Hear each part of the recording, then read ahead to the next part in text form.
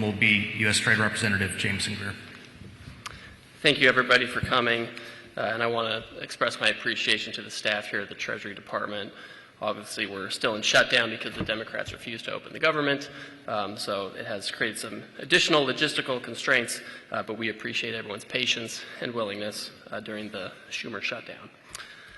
With respect to the matter at hand, last Wednesday evening, China announced a sweeping expansion of its export controls on rare earth elements and rare earth processing equipment, as well as technologies related to batteries, vehicles, industrial diamonds, and superhard materials. To be clear, this is not just about the United States. These actions, if implemented, would apply to the entire world. China's announcement is nothing more than a global supply chain power grab. While China has taken a number of retaliatory trade actions against the United States, Europe, Canada, Australia, and others in recent years, this move is not proportional retaliation. It is an exercise in economic coercion on every country in the world. At its core, China's new measures include a rule saying that any product of which more than 0.1% of minerals consist of minerals mined or processed in China, one must seek approval from the Chinese government before trading it. Since many important semiconductors, for example, have these critical minerals, and semiconductors are in nearly everything, this rule gives China control over basically the entire global economy and the technology supply chain. This will impact artificial intelligence systems and high-tech products, but even regular consumer items like cars, smartphones, and potentially even household appliances could be affected. It would also apply to many items that are necessary for defense purposes. And again, it covers the whole world. For example, if a smartphone is made in Korea and sold to Australia, then the company would first need to get China's approval, since the phone contains semiconductors, which may contain rare earths sourced from China. Or if a car is built in America and sold in Mexico, you would need to seek approval from China before making the sale because of the chips in the car. Obviously, neither we nor our allies are going to go along with that kind of system. Many are suggesting that China's action is simply posturing for leverage in negotiations with the United States.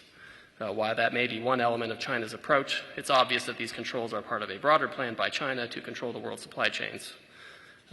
And these controls are wildly out of proportion to any targeted actions by the United States or its allies over the past few months. Others have suggested that the United States has violated a non-existent agreement with the Chinese regarding export controls or the implementation of measures. This is a false narrative deployed to justify these broad and unacceptable Chinese actions. There is, in fact, a published agreement between the United States and China from earlier this year that the U.S. and China would suspend tariffs of over 100% on each other. China further agreed to effectively suspend elements of its rare earths export control regime by expeditiously approving licenses for U.S. companies seeking rare earths. Both countries agreed to this pause on tariffs and rare earth measures for 90 days while we pursued further negotiations, which have gone on quite successfully for the past 6 months. And there is a published agreement about this on official U.S. government and Chinese websites. This is the Geneva Agreement. It's not a secret. It's out there. It's published. We keep our tariffs low. They keep the rare earths flowing. We have not imposed our reciprocal tariffs on the Chinese since that time, but now the Chinese have expanded their rare earth controls. We have complied. They have not. And so in this context, this is how China has announced its new and extremely expansive controls on rare earth materials just last week. It's a clear repudiation of everything we've been working toward for the last 6 months, which was a stable tariff situation and a continued flow of rare earths. The short story is that we've had compliance, and the Chinese have escalated, and they've taken this opportunity to make a pretextual claim of noncompliance or other measures to justify this. But the United States won't stand for it. We're in close communication with our allies who have expressed similar views and who are similarly affected. The President has signaled some of the actions we are taking or may take if the Chinese implement this system of controls on the world. Mr. Secretary. Good. Thank you, Ambassador Greer. And again, thank you all for being here at Treasury today in the midst of this shutdown. We call on the moderate Democrats in the Senate to be heroes. Be heroes. Break away from the hive of radicalism and do something for the American people, because we are starting to cut into muscle here. We believe that the shutdown may start costing the U.S. economy up to $15 billion a day, and this is a decision the Democrats are making. And one of the reasons that they are not being held to task is because the mainstream media is not coming at them the way they would have if the Republicans were willing to keep the government closed. It is a very simple decision. Mike Johnson passed a clean CR. Leader Thune has the clean CR. 3 Democrats have voted for it, and right here, right now, I am calling for the moderate Democrats to be heroes, and reopen the government for the American people. So with that, I want to say thank you. Good morning to all of you. It's a shame we can't have more people here, but I believe that the Democrats will come to their senses soon. Maybe it's after this no kings thing, but no kings equal no paychecks. Before we start on Q&A, I'd like to make a few points on China. As the President said, we want to help China, not hurt it. If some in the Chinese government want to slow down the global economy through disappointing actions and through economic coercion, the Chinese economy will be hurt the most. And make no mistake, this is China versus the world. They have put these unacceptable export controls on the entire world. China is a command and control economy, and we and our allies will neither be commanded nor controlled. They are a state economy, and we are not going to let a group of bureaucrats in Beijing try to manage the global supply chains. As Ambassador Greer said, we had a document and an agreement in Geneva, and magnets were flowing quite well. Some U.S. auto companies have called us in the past week and said that there had been a slowdown in magnets. So when we asked the Chinese about this, they said, oh, it probably had something to do with the holiday. So they can't be trusted with the global supply chain. Had something to do with the holiday. Moreover, this should be a clear sign to our allies that we must work together, and work together we will. There will be a series of meetings this week during World Bank IMF week, and we are all aligned. Not only is China fueling Russia's war, but China's actions have once again demonstrated the risk of being dependent on them on rare earths, and for that matter, anything. If China wants to be an unreliable partner to the world, then the world will have to decouple. The world does not want to decouple. We want to de-risk. But signals like this are signs of decoupling, which we don't believe China wants. And again, we do not want to decouple. We should work together to de-risk and diversify our supply chains away from China as quickly as possible. China says that these rare earths are used in military materials and that they want to maintain peace in the world. Again, it is the purchase of Russian oil by China that fuels the Russian war machine. China buys 60% of Russian energy. They buy 90% of Iranian energy. So who is fueling the Russian war machine? We will be producing photos soon, supplied to us by the Ukrainian government, that shows Chinese parts comprise substantial amounts of Ukrainian drones. So President Trump is the leader of peace. We should work together to de-risk and diversify. China's highly provocative move comes after we've made significant efforts to de-escalate tensions. While there are substantial actions we could take, we'd rather not. I believe China is open to discussion, and I am optimistic that this can be de-escalated. Ultimately, we are confident in the strong relationship between President Trump and President Xi. We've had substantial communication with the Chinese over the past few days, and we believe that there will be more forthcoming this week. With that, we can now take your questions. Elliot? Great. Thank you. First question, Eamon Javers, CNBC. Thank you, Mr. Secretary. In your In your CNBC interview just now, you name-checked a Chinese negotiator, Li Chenggong, I believe is how you pronounce his name, from the Ministry of Commerce, as somebody who's particularly difficult to deal with. Is it your sense that there's a split politically inside the Chinese negotiating team, or do you think you're dealing with sort of a strategic good cop, bad cop kind of a relationship on the other side of the table? It's very difficult to know. Perhaps the vice minister who showed up here with very incendiary language on August 28th has gone rogue. Perhaps he's gone rogue. So we don't know. But what we do know is, as Ambassador Greer said, any backfilling that the Chinese are trying to do in terms of narrative, this was well flagged. This individual was very disrespectful, and I'll tell you that we've had 4 rounds of talks, Geneva, London, Stockholm, and Madrid, and both sides approached them with great respect, and this individual did not. He showed up uninvited in Washington and said, quote, China will cause global chaos if the port shipping fees go through. So I don't believe that China wants to be an agent of chaos, and maybe they used to have the wolf warrior diplomats, so maybe he thinks he's a wolf warrior. We don't know.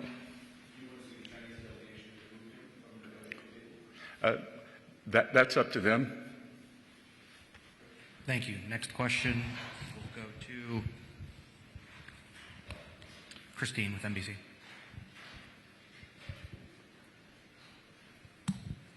Thank you for this. Christine Romans, NBC News.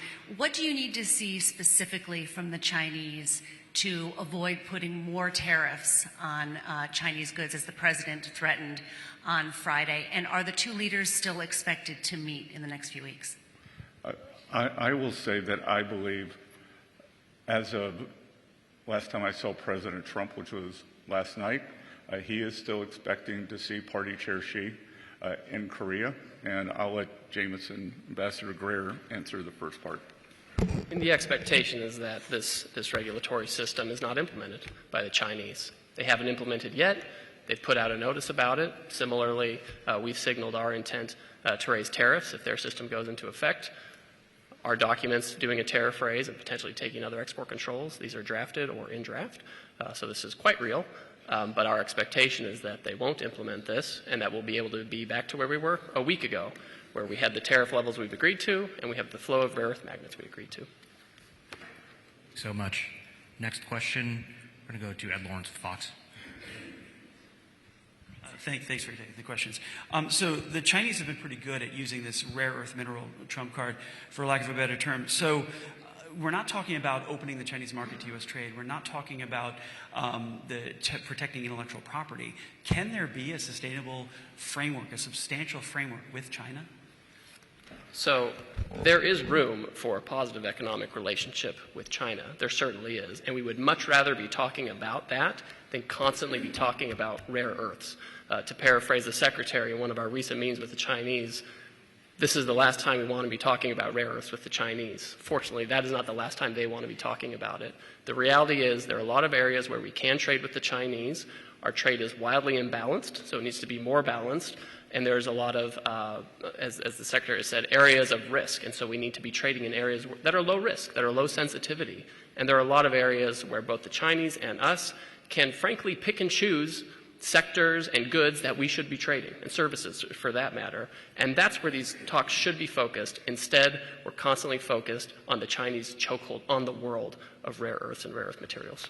And there's an article in the paper today, a large Chinese fashion retailer just opened on Fifth Avenue in New York. It's a competitor to Zara and H&M. We welcome that. We would also like to see more U.S. retailers on the ground in China, but Costco and Walmart have very big operations there. So again, our goal is not to decouple, it's to de-risk. It seems that China's not phased by our. It seems that China's not phased by our tariffs.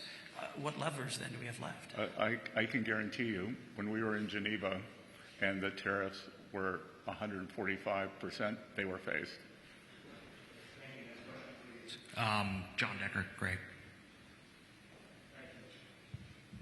Thank you, Mr. Secretary, Ambassador Greer. I really appreciate your taking the opportunity. I have a question for both of you about this upcoming case at the U.S. Supreme Court. It's an incredibly important case that could impact the constitutionality of the president's unilateral tariffs on America's trading partners. Really basic question for you, just to begin with. I have two questions for you. Why are the president's tariffs not taxes on imported goods? That's easy, because tariffs are a surcharge, not a tax. They could be paid by the exporter. They could be paid by the country. When you go and get your driver's license, you pay a fee. Is that a tax? Is it a tax? I'm asking you the question, sir. And I just appreciate the answer to it. Thank you. And if we, well, I'm giving you an answer that maybe you don't like. The other thing is, this case, and Ambassador Jameson is a lawyer. I'm not. As am I. Thank you. I won't tell you the one thing I agreed with Lennon on.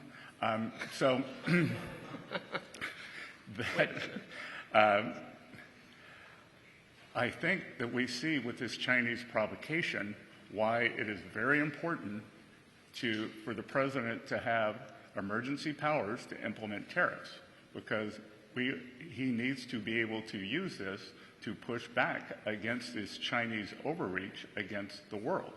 So if it was not clear to anyone on the court before last week that the president needs emergency powers to protect the American people and the American economy, then it should be abundantly clear now. My second question concerns that law that you just cited, that 1977 law. The question is about Brazil, the 50% tariffs on Brazil. Can you explain why they are being hit with 50% tariffs and why it falls under the umbrella of the International Emergency Economic Powers Act? Certainly. Happy to do that. Now, to be really specific about Brazil, there's actually two regimes at place right here. There's the reciprocal tariff rate of 10% on Brazil, which everyone in the world has, which we're trying to do to control the global trade deficit, which is a huge problem for us. Then on top of that, there's a 40% tariff on Brazil, and that's under a separate emergency, and this is related to extreme concerns with rule of law, censorship, and human rights in Brazil, where a Brazilian judge has taken it upon himself to order U.S. companies to censor themselves, given them secret orders to manage the flow of information, rule of law with respect to political opponents in Brazil. And so And the unlawful detention of U.S. citizens who were in Brazil. Correct. Now, the Treasury Department has often used IEPA, which is the shorthand for the law you're talking about, to impose sanctions, which will cut off countries or companies or persons entirely from the U.S. financial system and cut off trade entirely. If the president can cut off trade entirely, he can certainly impose a tariff, which is a lesser measure than a full sanction. This question from James with Newsmax. Thank you.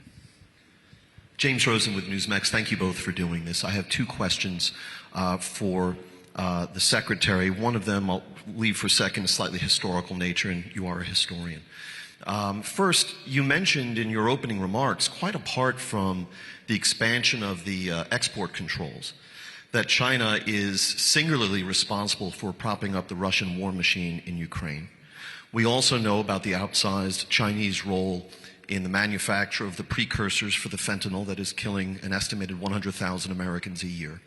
So quite apart from the export control slice of this, should not Beijing feel the full weight of American punishment just for those two other aspects, the fentanyl and the propping up of the war machine? And then one historical question. Great. So a couple of things. The U.S., President Trump has instructed the ambassador and myself to tell our European allies that we would be in favor of whether you want to call it a Russian oil tariff on China or a Ukrainian victory tariff on China. But our European allies have to be willing to follow. We are sitting here during a government shutdown when we can't get 7 more Democratic senators across the line, but 85 U.S. senators are willing to give President Trump the authority to put up to 500% tariffs on China for the purchase of Russian oil. We are told that the European Parliament will not pass a similar measure. So all I hear from the Europeans is that Putin is coming to Warsaw. There are very few things in life I'm sure about. I'm sure he's not coming to Boston. So we will respond if our European partners will join us. The second, we do have the 20% of the we have a 20% fentanyl tariff on China. And again, they have all but admitted that they sell the precursor drugs. When we have the discussion, they say, take off the tariff and then we can fix it. We say, fix it and show us 6 months of persistence, and then we will take off the tariff. So again, back to the IEPA, if 100,000, 200,000 Americans being killed every year by fentanyl, families ruined, is not an emergency, I'm not sure what is. And by the way, if the Chinese can cut off rare earths and export control them, they certainly can control the precursors for fentanyl as well. Very quickly, very quickly. When the history of this time is written, and historians are paying attention to President Trump's decision-making surrounding the global tariff program that he has initiated, can you tell us, to your knowledge, when it was, whether it was during the campaign or the preceding 4 years or during the transition or since he took office again, that he decided that he was going not only to rely more heavily on tariffs than he did in his first term, but to go as big on tariffs as he has? When was that decision taken? Oh, I think the decision was taken in the first term, and you would have seen President Trump saying that over the past, since January 20th, that he had a very successful tariff program on China in terms of rebalancing, in terms of purchases that they were supposed to make, which they haven't followed up on. But you heard President Trump say that in his final year, so trade deal was reached with China on January 20th, he was going to expand the tariffs to the world, and then COVID hit. And out of humanitarian necessity, it would not have been appropriate to start putting on tariffs during a period of such great economic disruption.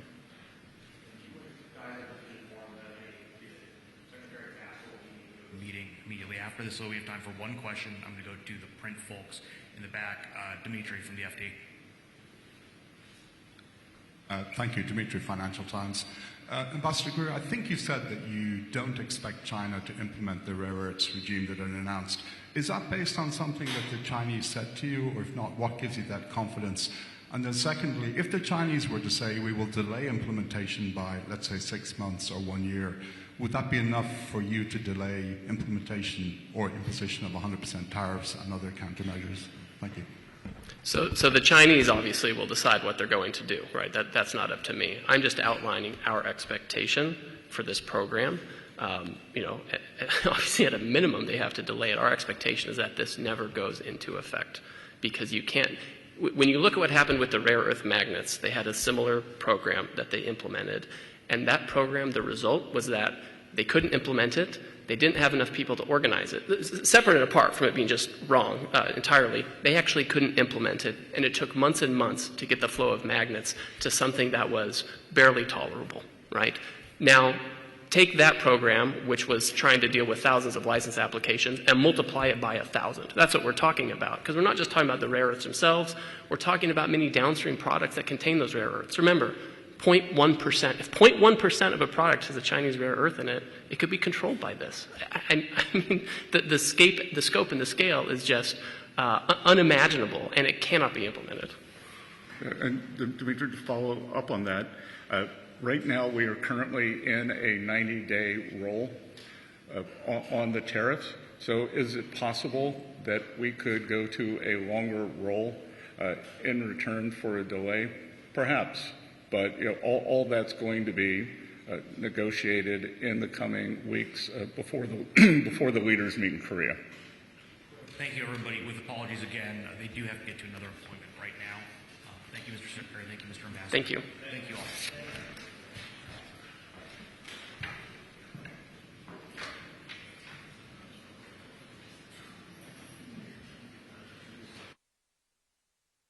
The room, please feel free to hold here, and you may file from this room. We do not have Wi-Fi in the U.S. Treasury, but you may use your Wi-Fi cards if that works best for you.